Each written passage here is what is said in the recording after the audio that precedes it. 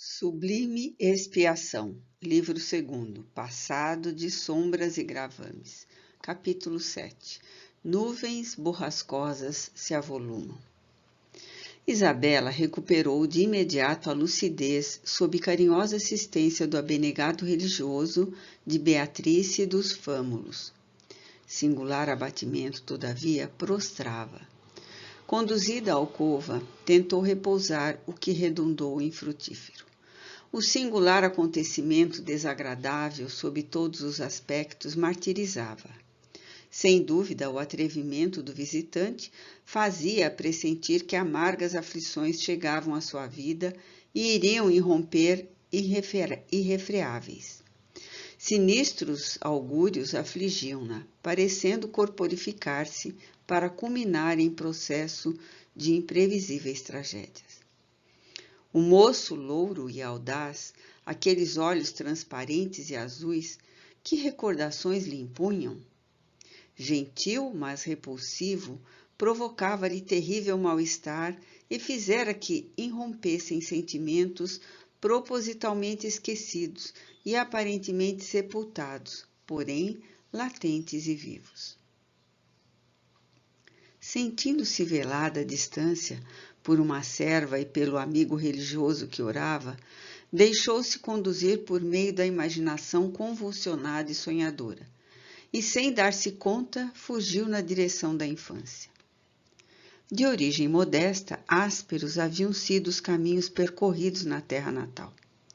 Enquanto outras crianças corriam, gárrulas foram entregues aos cuidados de abastada família para servir e conquistar um possível futuro menos atribulado. Obrigara-se a calcar as aspirações do período lúdico e superar dificuldades quase intransponíveis. Entre os serviçais, sentia-se igual aos filhos dos amos com quem brincava e aos quais servia. Os seus atuais domínios refletiam as paisagens da meninice de angústias, venturas e dissabores. Elegida pela lubricidade do Senhor, fora seduzida. Conhecera de perto a inquietação e logo depois, ante os destroços dos sonhos de moçoila, o conúbio afetivo que lhe soube ele despertar. Belo e sobranceiro, terminou por conquistá-la, arrebatando-a. Graças à ternura de jovem inocente e afetuoso, nele se produziram expressivas modificações. Abrandou-se-lhe o temperamento irascível e alteraram-se-lhe os hábitos de comportamento, mesmo em relação às outras mulheres. Libertou-se dos compromissos irregulares e, apesar de ser a sua uma ligação ilícita, tornara-se tacitamente aceita. Ele lhe concedera uma vila nos arredores da cidade, e ali passava noites e dias sucessivos, como se fora um lar estabelecido em bases morais e legais.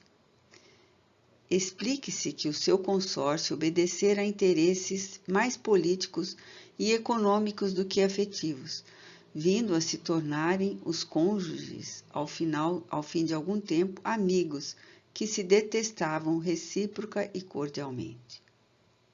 A senhora, acostumada às costumeiras infidelidades conjugais do marido, não dera maior importância ao seu caso, até perceber-se preterida.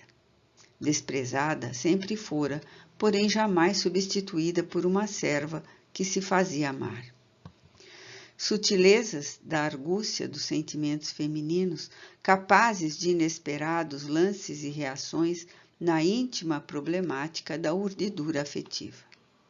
Passou a detestá-la, ainda mais quando a soubera dignificada pela gestação, num prenúncio de maternidade, que a faria impor a igualdade entre o seu espúrio e os filhos legítimos.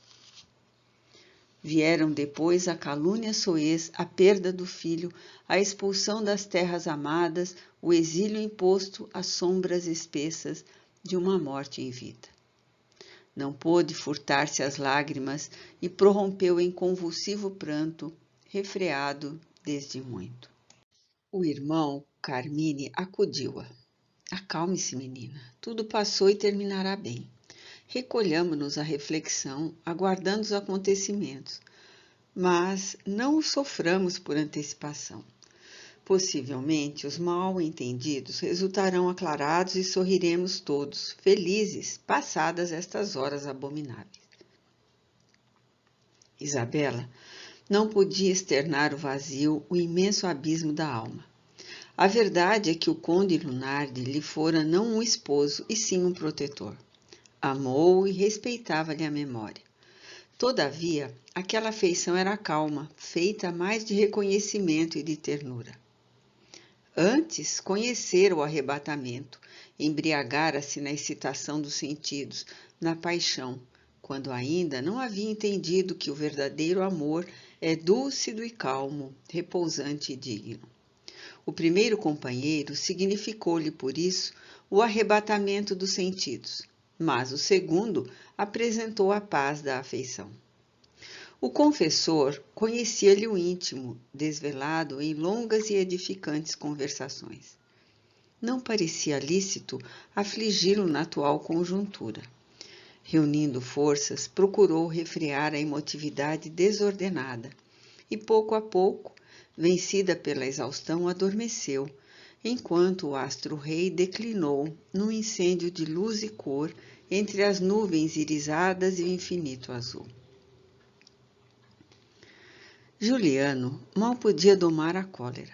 Ferido na varonilidade impetuosa pela altivez da senhora e perturbado na razão, encontrava-se prestes a uma crise apoplética pela ira transbordante. E como só ia acontecer a tais temperamentos próprios de espíritos inseguros, demandou um albergo e entregou-se a libações desordenadas. Presa de si mesmo, à medida que o álcool lhe exacerbava os sentidos em desalinho, irascível e blasfemo, terminou por agredir humilde serva da tasca, culminando o ato em escândalo que lhe poderia acarretar prejuízo e talvez a própria vida. Aliás, é do talante dos cobardes e dos venais descarregar a pequenez moral na humildade dos que já estão vencidos pelas circunstâncias em que respiram, de modo a se afirmarem perante a própria fraqueza, sob a aparência de uma força que sabem não possuir. Atendido pelo palafreneiro e pelo condutor da carruagem, foi conduzido ao palácio semi-inconsciente, quando as estrelas já espiavam através da escumilha transparente da noite. No dia imediato, o regiano, recobrando a lucidez e repassando os surpreendentes fatos da véspera, não se perdoava a precipitação. Durante largo período, convivera em Roma com as táticas diplomáticas e a dissimulação, fracassando pela imperícia, vítima da sofreguidão irreprimida.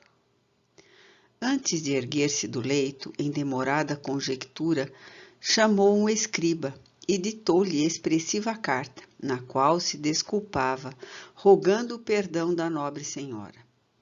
Extravasava toda a angústia que o lanceava, narrando episódios comovedores da existência e rogando-lhe, por fim, permissão para retornar à herdade, prometendo brindar os ali residentes com a sua arte, no alaúde, que tangia com rara sensibilidade. Era como se transformado em terra crestada pela ardência do sol, necessitasse do orvalho com que reverdeceria, adornando-se de flores. Selou a missiva, despediu um servo e preparou-se para um novo dia.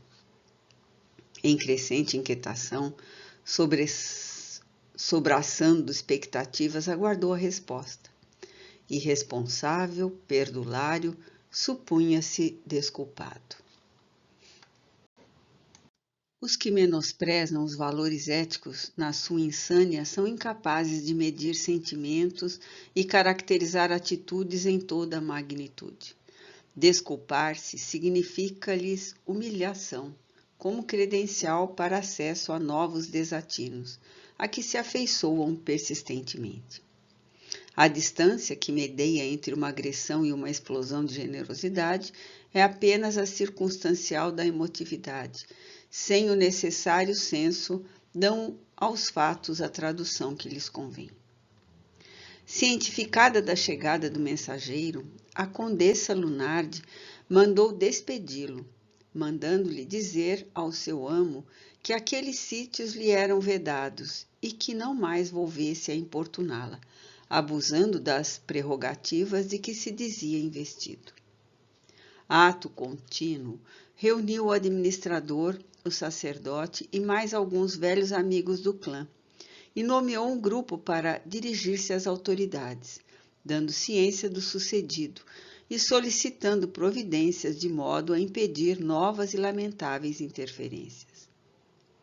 Nuvens borrascosas se adensavam e o ar abafado, que prenuncia a calamidade, asfixiava no solar. Assegurado da inteireza moral da condessa e da mensagem que lhe enviara, Juliano entregou-se à desordenada revolta.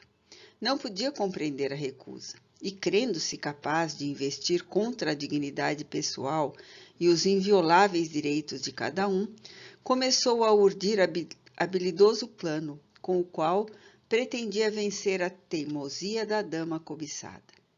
Ele mesmo não se sabia explicar a entranhada atração que ela exercia sobre os seus sentidos. Na tela mental, revia imponente qual uma deusa, e lhe tornava a recordação o seu desdém nas palavras de angústia e desespero com que o expulsara do seu lar. Em vez de experimentar compaixão, sentiu o assolar dos desejos e o descompasso da ambição retalhando-o por dentro. Encontraria, sem dúvida, uma solução. E taciturno mergulhou em infelizes conjecturas. Efetivando, 2 dias depois do incidente, as decisões adotadas e ostentando as flâmulas com as cores de Lunardi, os representantes da condessa dirigiram-se ao governador de Faenza e foram por ele recebidos em caráter confidencial para apresentação da queixa contra os procedimentos do lugar-tenente de César Borgia e para exigir a consideração a que faziam jus os serviços prestados pela senhora à cidade. Impunha-se que o castelo de Santo Ângelo fosse informado oficialmente, ou então seria encaminhada correspondência por delegado especial ao vencedor de Romanha, cobrando as promessas que ele fizera quando da rendição da cidade, tais como proteger os direitos dos nobres e defendê-los de qualquer abuso mediante um governo de justiça e benignidade. Sem dissimular a preocupação, o governador, que não passava de mesquinho, títere e subalterno, tentou tranquilizar os emissários, prometendo interferir pessoalmente junto a Juliano, que, segundo pensava, fora a vítima de transitório desequilíbrio. Ante a seriedade dos representantes da casa Lunardi, capitaneados pelo venerando sacerdote, de todo conhecido por meio da excelência das virtudes cristãs, de que sempre dava mostras, ficou deliberado que tudo seria necessariamente aclarado e que a intrusão não voltaria a repetir-se. Embora devesse ficar tranquilizada com o sucesso da ação junto à autoridade, Isabela continuava experimentando estranho martírio íntimo, insopitável receio. As noites se lhe tornaram tormentosas e inquietantes. Quando mergulhava no sono, sentia-se vítima de dolorosos pesadelos, despertando abruptamente coberta de suor. Tornou-se inapetente e, diante da filha, era tomada por contínuas crises de pranto que não podia controlar. Uma semana após o incidente, a bela mulher estava desfigurada. A filha, por sua vez, a fim de distraí-la, convidava-a a passear pelos arredores e, na idade da tagarelice, buscava apagar as impressões dolorosas que insistiam em afligi-la. O amor possui incomparáveis e ignorados dons. As orações do afeto proferidas por Carmine e os sorrisos de Beatriz, com a esponja do tempo, conseguiram leni-la, fazendo-a esquecer, ou pelo menos deixar de valorizar o dissabor. Todos no lar cooperavam para que a paz voltasse à senhora, infundindo-lhe confiança e inspirando-lhe alegria. Ao cair das tardes seguintes, ora na carruagem aberta, ora a pé, mãe e filha passaram a jornadear além da porta da entrada da vila, buscando as belezas crepusculares, enriquecendo-se da paisagem, espairecendo, atendidas pelo velho pastor, que, diga-se de relance, não suportava mais as longas marchas, e por uma que outra serva. Isabela, no aconchego da filha, se foi recobrando do choque sofrido. Não, porém, de todo. Surpreendia-se com frequência pensando no jovem, revendo-lhe os olhos e a cabeleira loura, sedosa, anelada. Percutiam-lhe nos ouvidos da alma os ecos daquela voz cativante e nervosa. Sabia-o muito jovem, e por isso não lhe compreendia o interesse. Não se encorajava a confessar os íntimos pensamentos ao sacerdote, procurando conselhos, porquanto ela própria não os podia definir. Complexas, perturbadoras, confusas ideias atormentavam. Momentos lhe acudiam em que desejava revê-lo. Inquietava-se então ainda mais, esforçando-se por expulsar a lembrança e libertar-se da perversa reminiscência. Como nenhum outro fato desagradável tornasse a ocorrer nas semanas subsequentes, relativa calma passou a reinar na herdade e o incidente ficou esquecido. Mãe e filha, então, descontraídas, entregaram-se às tarefas normais e às excursões renovadoras, enquanto a tranquilidade antiga retornava.